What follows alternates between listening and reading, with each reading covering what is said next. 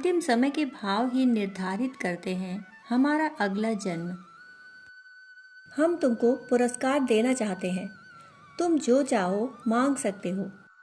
तुम चाहो तो हमसे आधा राज्य ले सकते हो और चाहो तो हमारी पुत्री के साथ विवाह कर सकते हो। राजा डोमपुत्र को यह सब राज दरबार में बोल रहे थे। राजा ने आगे कहा, तुम्हारे कल के कहे गए शब्दों ने हमारी आंखें खोल दी हैं। हम भी आसक्ति से बंधे हुए हैं, मोह से बंधे हुए हैं, शरीर को ही सर्वस्व मान बैठे हैं, आत्मा की ओर उन्मुख नहीं हो पा रहे। तुम्हारे प्रेरणाप्रद वचनों से प्रेरित होकर हम तुमको अपना गुरु बनाना चाहते हैं। डोमपुत्र ने कहा, महाराज, यदि आप हमें सचमुच कुछ देना ही चाहते हैं तो हमें आप जेल का जल्लाद बना दीजिए। उसका यह उत्तर सुनकर सभी दरबारियों ने चैन की सांस ली। वे लोग तो पहले ही परेशान थे कि यदि एक डोमपुत्र राजा का जामाता बन जाए तो फिर हम लोगों को उसे राजा मानना पड़ेगा। परंतु प्रहास ने जब अपनी यह इच्छा बताई तो उन सभी को उसकी इस इच्छा पर हंसी सी आई। वे सोचने लगे कि चलो आखिर यह डोम ही रहा। इसने मांगा भी तो क्या, जेल का जल्लाद बनना मांगा। उसका यह उत्तर सुनकर प्रहास के पिता भी निराश हो गए। वे सोचने लगे कि हमारा लड़का वाकई में मूढ़ है। राजा तो इससे अपनी पुत्री का विवाह करना चाहते थे, इसको अपना आधा राज्य देना चाहते थे। यहाँ तक कि उनकी इच्छा इसे अपना गुरु बनाने की थी। और इसने भी क्या बनना पसंद किया, जेल का जल्लाद। सचमुच में हमारा लड़का निकम्मा तो था ही, परंतु अब उसने पागलपन की हद ही कर दी।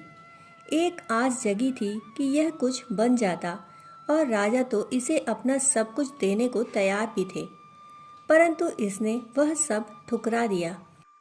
डोम अपने भाग्य को कोस रहा था। यह दिन उसके लिए विचित्र सी मनः स्थिति लेकर आया था।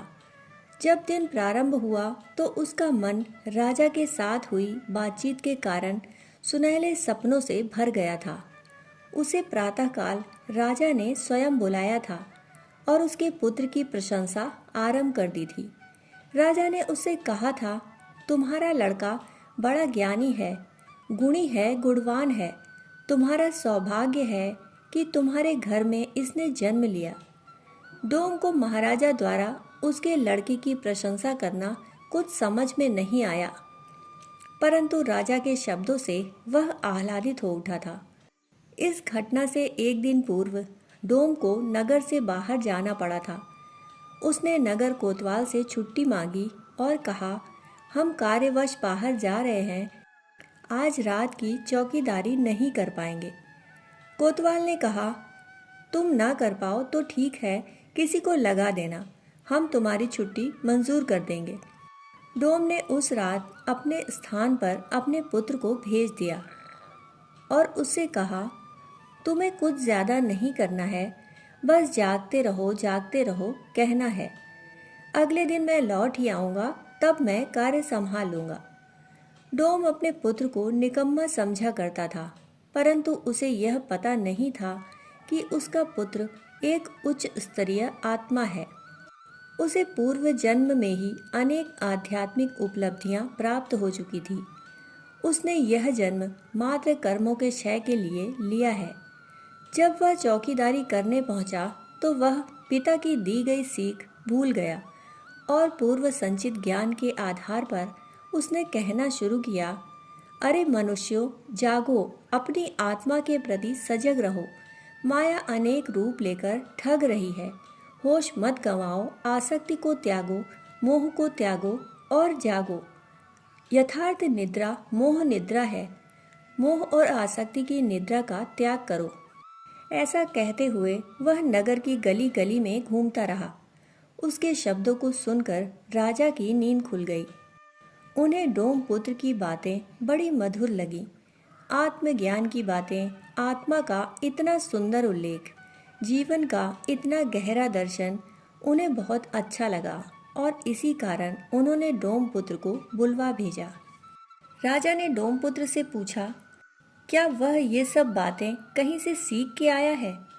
डोमपुत्र ने उत्तर दिया, नहीं महाराज, जो सीखा जाता है वह तो उधार का ज्ञान होता है, और जो अंतरात्मा से प्रस्फुटित होता है वही वास्तविक ज्ञान है। राजा ने पुनः प्रश्न किया, तुम्हें यह ज्ञान कैसे प्राप्त हुआ? डोमपुत्र बोला, महाराज, यह ज्ञान तो प्रत्येक आत्मा के भीतर अनादिकाल से संचित है। मात्र माया के छलावे में आकर हम आत्मा को भूल बैठते हैं और शरीर के सुखों की रक्षा में लग जाते हैं। उसके यह कहने पर राजा को भान हुआ कि डोमपुत्र सचमुच ही कोई दिव्य आत्मा है, जिसने किसी विशेष उद्देश्य को पूर्ण करने के लिए डोम के घर में जन्म लिया है। इसलिए राजा ने डोमपुत्र के पिता को भी राज दरबार में बुलवा भेजा और सबके सामने उसे मनचाहा देने का प्रस्ताव रखा। राजा के प्रस्ताव के प्रत्युत्तर में जब डोमपुत्र ने जल्लाद बनने की कामना व्यक्त की तो उससे राजा भी चकित हो उठे। राजा ने उससे पूछा, हम तुमको सब कुछ देना चाहते थे, फिर तुमने जेल का जल्लाद बनने की कामना क्यों व्यक्त की? डोमपुत्र ने उत्तर दिया, महाराज, पिछले जन्म में हम गंभीर तपस्वी हुआ करते थे। जब वह शरीर छोड़ने का समय आया तो हमने साधना तपश्चर्या करने काशी जाने का निश्चय किया। सोचा था कि भगवान शिव की आराधना करते हुए आत्म तत्व का ज्ञान प्राप्त करते हुए शरीर छोड़ेंगे। मैं थोड़ा अस्वस्थ था, डोली में बैठकर जा रहा था। कहार डोली को ढो रहे थे। एक गांव के पास पहुंचा। प्यास लगी थी, पानी पीने की इच्छा हुई, वहीं उतर गया। निकट ही डोम की बस्ती थी। वहां एक डोम कन्या पानी लेकर खड़ी थी। उसका अबोध मुख देखकर मेरे मन में उसके प्रति ममत्व जागा और उन्हीं भावों को मन में लिए मेरी मृत्यु हो गई। डोमपुत्र ने आगे कहा, महाराज, शास्त्र कहते हैं कि मृत्यु के समय व्यक्ति के अंदर जिस तरह के भाव होते हैं उसी के अनुरूप उसे अगला जन्म मिलता है। मैं कालांतर में उसी के पुत्र के रूप में पैदा हुआ। पिछले जन्म के शुभ कर्मों के कारण मुझे वह जन्म याद था और साथ ही यह भी भान था कि एक छोटी सी आसक्ति एक नए जन्म का कारण बन जाती है। इसीलिए मैं इस जन्म को आत्म तत्व के चिंतन में निमग्न करके लगाना चाहता हूँ। राजा ने कहा, जेल का जल्लाद बनने से वह कैसे संभव हो सकेगा? डोमपुत्र बोला, महाराज, जेल में जो अपनी मृत्यु की प्रतीक्षा कर रहे हैं उनकी मनः स्थिति बड़ी विचित्र होती है।